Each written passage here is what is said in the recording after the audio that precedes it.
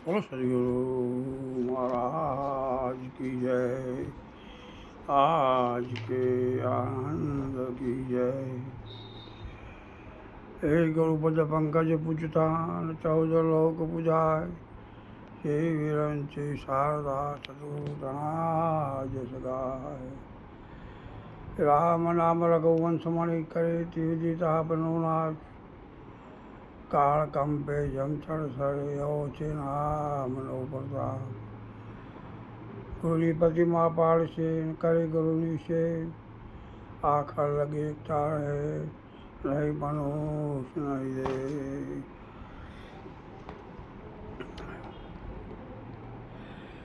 दया गरीबी बंदगी समताशील स्वभाव इतने लक्षण संत के कहे कभी चाह। संत रहे संसार मान दीवादानी के फिर सारे जगत से दोस्ती नहीं किसी से रहे। संत मिले को जाइए तजे मोह माया अभिमान। जो जो आगे लग पड़े अग्नि समान।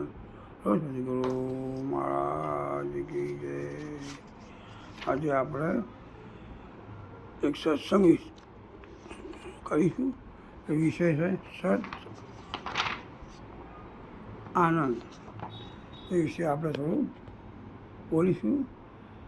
એમાં અમારી કંઈ બી ભૂલ ચૂક હોય સંતો માફ કરશો, કારણ કે આ તો દરેકના વિચારો અલગ અલગ હોય છે. છતાં અમને જે અનુભવ છે એ અનુભવ છે કહી રહ્યા છીએ. જગતના 3 કારણો શાસ્ત્રો બતાવે છે. જેમ દોડામાં સર્પ ઓછા જોડાના લીધે ભાસે છે, તેમ અજ્ઞાન કાળે જગત ભાસી રહ્યું છે. એક પરિણામવાદ. જેમ દૂધમાંથી દહીં, દહીંમાંથી માખણ અને માખણમાંથી ઘી બને છે, એટલે કે અને પરિણામવાદ કહે છે. પછી અનુકર્મવાદ. જેમ બ્રહ્મમાંથી માયા, માયામાંથી મહત્તત્વ, મહત્તત્વથી આકાશ, આકાશમાંથી વાયુ, એ વાયુથી અગ્નિ, અગ્નિથી જળ, જળથી પૃથ્વી, પૃથ્વીથી અન્ન, અન્નમાંથી વીર્ય. આમ જગત એટલે કે અનુકર્મ મુજબ રચના થઈ છે. ત્રીજું કારણ છે વિવર્તવાદ. જેમ નાટકનો કલાકાર વેશભૂષા બદલી રાજ્યનું પાત્ર, પ્રધાન પાત્ર, રાજાનું પાત્ર વગેરે તે મુજબ વેશ ધારણ કરી દેખાય છે, વાસ્તવમાં તો નાટકનો કલાકાર જ છે, રાજા કે પ્રધાન નહીં. તેમ બ્રહ્મ જ પોતે નવા નવા ઘાટે પ્રગટ થઈ જુદા જુદા રૂપે જણાય છે, પણ વાસ્તવમાં તે પોતે શરણમાં ઉદ્ભવી રહ્યો છે અથવા બ્રહ્મ શરણમાં વસી રહ્યો છે. આને વિવર્તવાદ કહે છે, એટલે કે પોતે જ બીજા સ્વરૂપે થઈ જણાઈ રહ્યો છે. આમ આ 3 યુક્તિઓ છે.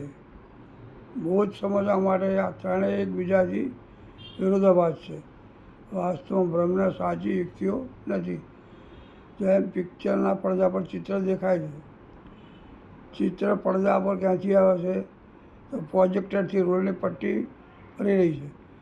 તેની આગળ પાછળ ઇલેક્ટ્રિકલ બલ્બનો પ્રકાશ છે. શું છે?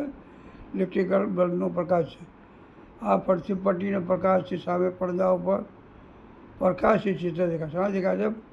સામે પ્રકાશથી ચિત્ર દેખાય છે. પટ્ટી ઉપર પાછળના પ્રકાશનો આભાસ, આગળ આભાસ કેચ કરી તેને પડદા પર ચિત્ર દર્શાવે છે. પણ તે માત્ર શું છે? પ્રકાશ જ છે. પટ્ટીમાં જે પ્રકાશ પ્રકાશી રહ્યો છે તે પટ્ટીમાં પણ તે જ પ્રકાશ છે, અને તે પડદા પર પણ પ્રકાશ જ છે. તે પડદા પર માત્ર પ્રકાશ છે. ના હીરો છે, ના હિરોઈન છે, ના મકાન, ના ફર્નિચર કે રાસે છે. માત્ર ગોળાના પ્રકાશની આગળ જે પ્રોજેક્ટર લઈને ચિત્ર પડદા પર પ્રકાશથી ભાસી રહ્યું છે. પ્રોજેક્ટર હટાવી દો તરત જ ખબર પડે, અને પ્રોજેક્ટર ના હટાવો તો પણ ખ્યાલ આવી જશે. પટ્ટી ઉપર પ્રકાશના આભાસથી જ આ પિક્ચર દેખાય છે. જેમ બ્રહ્મનો જ પ્રકાશ બ્રહ્મ તરીકે પડે છે, તેને જગત માને છે. વાસ્તવમાં બ્રહ્મ જ છે. આ સમજણ આવશે એટલે જગત રહેશે નહીં. અને સ્વરૂપ નક્કી થતો સર્વ ખલિદમ બ્રહ્મ એટલે બધું જ જળબંબાકાર. પછી તરંગ ફીડ કે બુદ્ધની ચર્ચા શા માટે? કારણ કે બધું શું છે? જળ જ છે. આ શરીરના અંગો જેવા કે નાક, કાન, મુખ, આંખ, આંગળીઓ, પગ, હાથ વગેરે શા માટે જોવું? કારણ કે તે હું જ છું. જેની બુદ્ધિ બ્રહ્મમય થઈ ગઈ છે તેને જે દેખાય સર્વ બ્રહ્મ જ છે. બ્રહ્મ વિના બીજું કશું નથી. જેની બુદ્ધિ અપરોક્ષ થઈ છે તેને દ્વૈત ભાવ રહેતો નથી.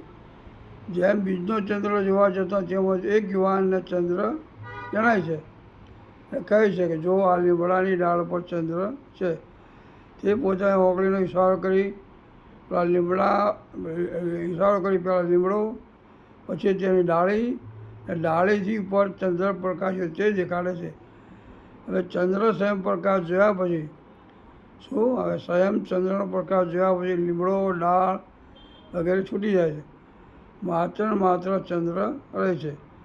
પણ ઝઘડો એના માટે છે કે વડ પર ચંદ્ર છે. આવા શાસ્ત્રોના મતાંતર બ્રહ્મને સમજણ વગર જગતથી ભિન્ન માને છે. જે વડ દેખાય છે, ખાટલો, ઓશીકું, ગાડલું વગેરે દેખાય છે, એ શાને દેખાય છે? પ્રકાશે દેખાય છે. પણ પ્રકાશ દેખાતો નથી એટલે તે શું છે? બીજું દેખાય છે.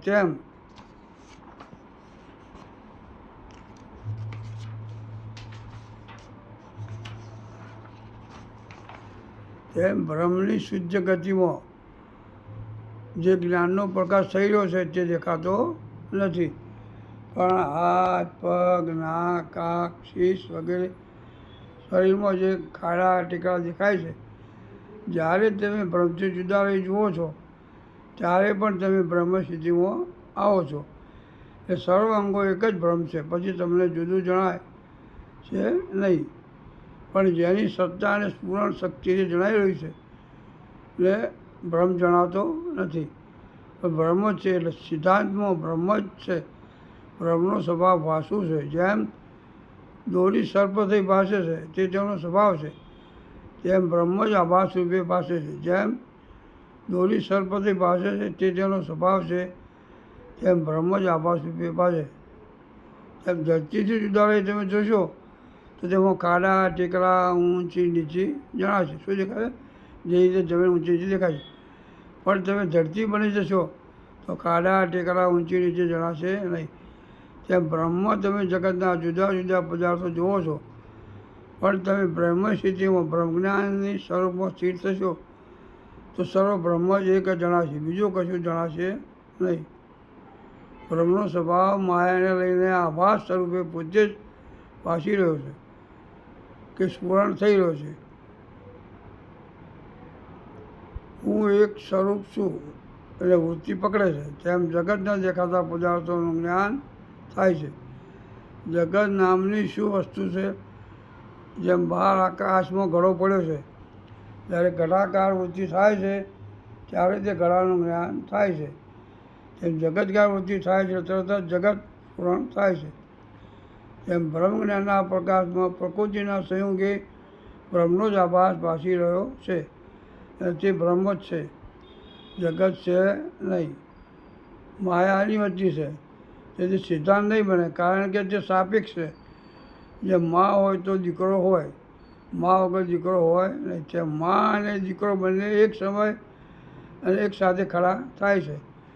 તેમ હું એક જેથી વૃત્તિ છે તો આભાસ અંદર બહાર એવું કશું જુદું છે જ નહીં. પણ અંતસ્કરણરૂપી પટ્ટીમાં શુદ્ધ બ્રહ્મનો પ્રકાશને અંદર બહાર વૃત્તિ પણ નથી. હું શુદ્ધ બ્રહ્મ છું. તે પ્રકાશ જ આભાસની આગળ પાછળ છે જે નહીં. શું છે? તે પ્રકાશ આભાસ એની આગળ પાછળ છે જ નહીં. જડે નથી ને ચેતન પણ નથી, માત્ર પ્રકાશ જ છે. તે બ્રહ્મનો છે. અંતસ્કરણની પટ્ટી એટલે કે આભાસ વૃત્તિ દ્વારા જગત ભાસી રહી છે. રસ્તાની દ્રષ્ટિમાં અંતસ્કરણ વૃત્તિ વડે જ બ્રહ્મ ભાસી રહ્યું છે. અંતસ્કરણની પહેલી બાજુ દ્રષ્ટા છે તે જ સામે દેખાય છે. તે પોતે ચિદાકાશ એટલે કે જેમ પટ્ટીનો પ્રકાશ જ છે. ચિદાકાશ ને ચિદાભાસ રૂપે જીવ ભાસે છે. શુદ્ધ બ્રહ્મથી જગતને બહારના ચિંતન વડે બાદ કરી શકો છો. કદી સિદ્ધાંત ના બની શકે. જગતને બહારના ચિંતન વડે બાદ કરી શકો છો, કદી સિદ્ધાંત ના બની શકે. ચિદાકાશ ને ચિદાભાસમાં જરા પણ વિરોધાભાસ નથી. બધું જ બ્રહ્માકાર હોય તો આ વિષયો વગેરે કેમ ભાષે છે? તેમ ભગવાન વનમાં ગયા છે, લંકામાં રાવણને મારી સીતા માતાને પાછા લાવ્યા છે, અને તે અયોધ્યામાં આવીને 10,000 વર્ષ રાજ્ય કર્યું છે. તેમ કૃષ્ણ પણ, મહાવીર પણ, રામદેવ પણ, બુદ્ધ પણ આ કોઈએ વિષયો છોડ્યા નથી. એ સંસારનો ત્યાગ કરશો નહીં.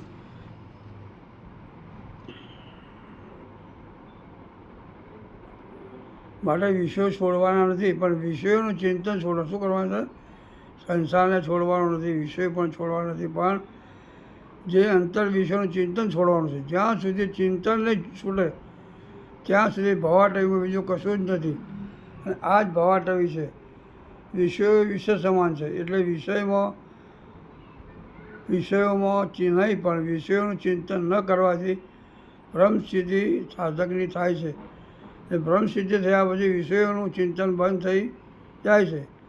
એ જગત વિષય ચિંતનમાં ફસાયું છે, એટલે તે જ શું છે? ભવાટવી છે, તો આવાગમન છે. પણ બ્રહ્મ સ્વરૂપમાં જાગ્યા નહીં ત્યાં સુધી અનેક સમયથી અંદર બહાર વિષયોનું ચિંતન થયેલું છે. તે જ ભવાટવી.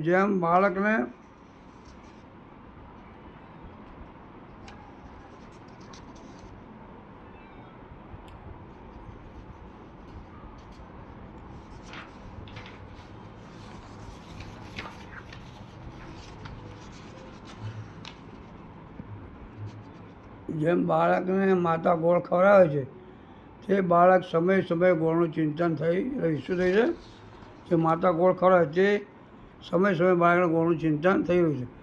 સાધકે વિષયોનું ચિંતન છોડી બ્રહ્મચિંતન કરવાનું છે. જે બ્રહ્મ સ્વરૂપમાં સ્થિત થયા છે તેમને ચિંતનની જરૂર નથી. એ પોતાનાથી બહાર જે દેખાય છે તે જ હું છું. માટે ક્ષમા, આજર્વ, સદાચાર, દયા, સંતોષ જેવા ગુણો પ્રગટ કરવાના છે. ક્ષમાથી દ્વેષભાવ આવતો નથી. આદરવથી સરળતાથી મોહ મમતા છૂટી જાય છે. દયાથી ક્રોધ છૂટી જાય છે. સંતોષથી લોભ ને હુંપણું છૂટી જાય છે. આવા ગુણો પ્રગટતા જગતની પકડ ઢીલી પડી જાય છે. એટલે વૃત્તિઓ બ્રહ્માકારમય થવા લાગે છે.